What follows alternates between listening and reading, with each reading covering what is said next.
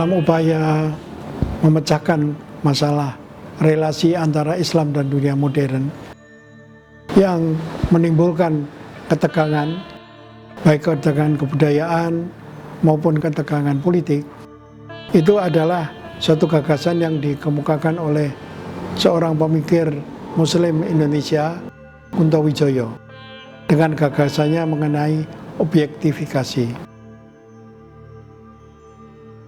Pandangan ini bertitik tolak bahwa ajaran keagamaan yang menyangkut nilai-nilai itu selalu bersifat subjektif, dalam arti menurut keyakinan orang per orang dan keyakinan suatu kelompok atau suatu bangsa. Nah, apabila ajaran-ajaran yang bersifat absolut itu diterapkan kepada suatu masyarakat yang bersifat plural, yaitu mengikuti berbagai macam agama dan kebudayaan yang berbeda-beda, maka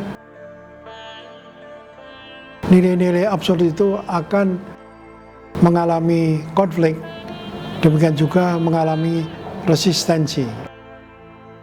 Dan ini berakibat akan menggoyahkan kestabilan masyarakat dan mengganggu proses pembangunan. Namun, ajaran-ajaran keagamaan itu, khususnya di Indonesia, tidak bisa ditolak.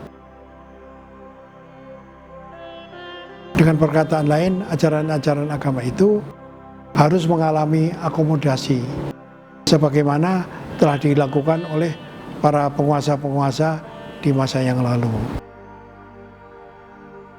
Namun untuk menghindari konflik-konflik yang timbul seperti yang diperlihatkan dalam masyarakat Indonesia modern dan masyarakat dunia pada umumnya itu,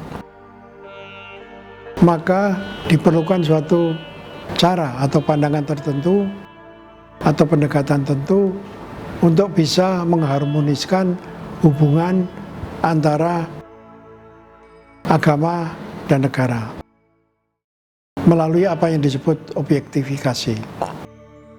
Yang dimaksud dengan objektifikasi adalah mula-mula berpikir untuk mengidentifikasi kondisi suatu masyarakat dan persoalan-persoalan yang dihadapi oleh masyarakat itu sendiri. Misalnya saja adalah masalah kemiskinan. Jadi objeknya adalah soal kemiskinan.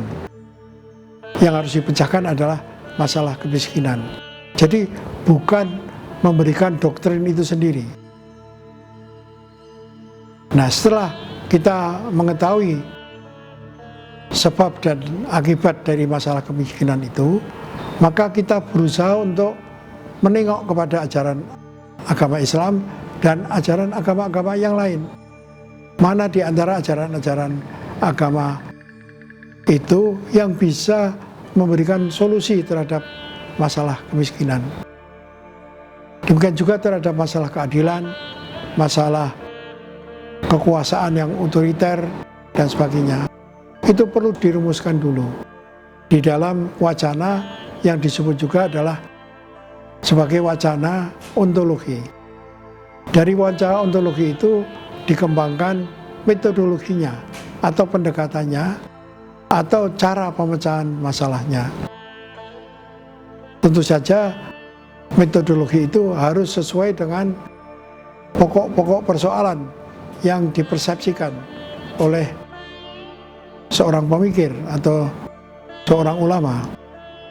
Nah, baru dari situ dilakukan perumusan mengenai aksiologinya atau hasil-hasilnya atau nilai gunanya atau tujuan-tujuannya. Dengan begitu maka akan bisa disepakati suatu pandangan yang objektif. Pandangan objektif itu bisa diketahui jika terjadi suatu kesepakatan di antara kelompok